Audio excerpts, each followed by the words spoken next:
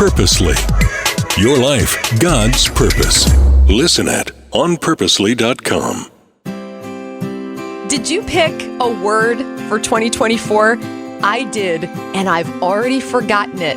But I'm pretty sure I'm not going to forget my friend Debbie's. And I don't think you will either. Welcome to the Bible for Busy People. I'm Erica, your host, and my friend Debbie chose the word decide. I'm in love with this word. There's so much action and heart behind it. And in one word, especially if you put it on a Post-it note on your steering wheel or at your desk or hello on the fridge for me, in one word, you realize, okay, I have the power to decide how this thing is going to go. Whether it means how I'm going to handle a tricky situation that involves another human being, or whether you're going to go in for a piece of cake after you've already eaten enough for the day. Hello, that's me. I struggle when it comes to food, but I love this. I'm making it my word, but not just for 2024, for all time.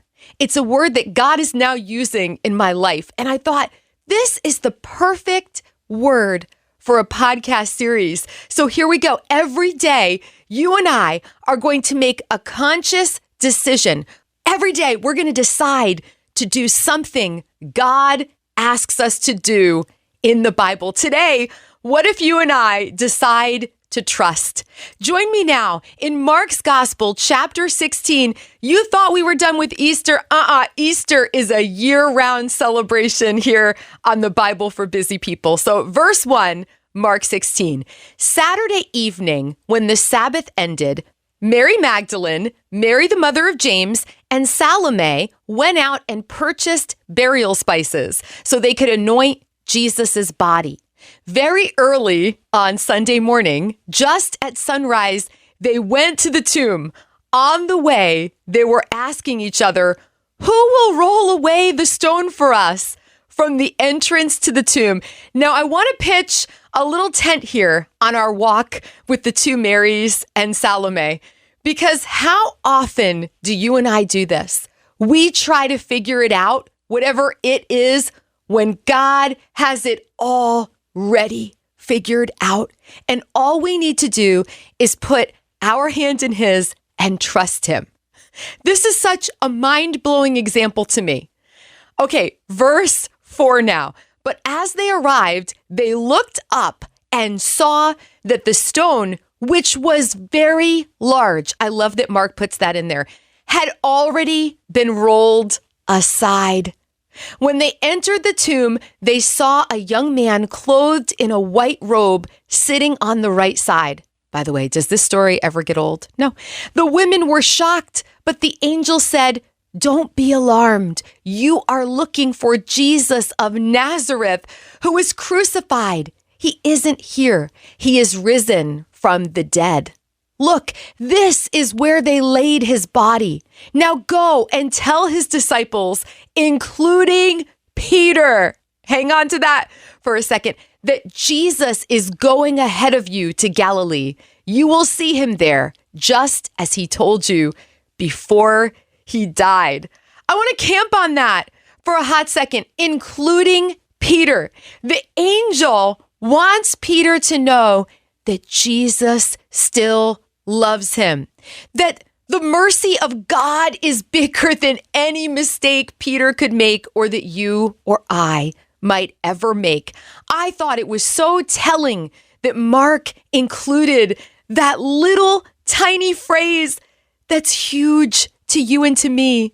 Jesus's mercy is bigger than our mistakes. Okay, so what can we take from this incredible story? I believe there is a message in this story for you and for me today. What is that thing, that stone in your life that you are so worried about? How are we going to move this stone? Right now, can you ask the Lord for faith that he is already taking care of it? I want to invite you to join me in Proverbs chapter 3, beginning in verse 5. Trust in the Lord with all your heart. Do not depend on your own understanding. Seek his will in all you do, and he will show you which path to take. Let's go down to verse 7 because that's not as familiar. Don't be impressed with your own wisdom. Right?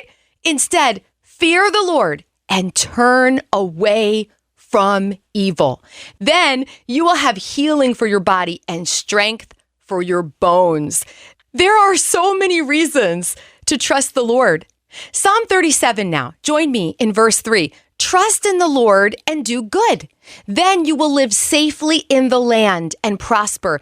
Take delight in the Lord, and he will give you your heart's desires. Commit everything you do to the Lord. Trust him, and he will help you. He will make your innocence radiate like the dawn, and the justice of your cause will shine like the noonday sun. I am hearing so many actionable phrases here. If you and I trust in the Lord and do good, the psalmist is telling us that we're going to live safely in the land and prosper. When we take delight in the Lord, he's going to give us our heart's desires. So what does that mean? How do we trust in him? We take a deep breath and we say, Lord, maybe we say it out loud. I am not going to worry about this. I'm going to decide to trust you. And maybe we say it out loud every day until we start to operate in that belief. I think faith is so much like exercise. You have to use the muscles God gave you, right? And it's uncomfortable. I can't stand lifting weights. But see, in the spiritual realm, it's Jesus who does the heavy lifting. Say it out loud. Take delight in the Lord. This is what you're doing now. You have made time for the God of the universe to speak to your heart. So I want to encourage you to trust in the Lord with all your heart. Give it all to him. Let him roll the stones of life away. I don't know who needs to hear this today. My hand is in the air. Let him do the heavy lifting. Our job is to trust him. We give it back to you, God. We know you can do it. All right, until next time, let's decide to trust the Lord. You are loved. Thank you for making time for the Bible for Busy People today. If being part of this community is a blessing to you, it's super easy to share this podcast with someone you love. We're all about spreading the hope of Jesus like butter. So if you've got a moment to write a review, boy, we'd really appreciate that. Maybe you need a little prayer today, or you're ready to take that next step with God. I invite you to check out our show notes. You're going to find lots of encouragement there. This podcast is one branch on a tree called Purposely, a podcast network designed with practical podcasts to help you find and thrive in God's purpose for your life. If you've got a pulse, you've got a purpose.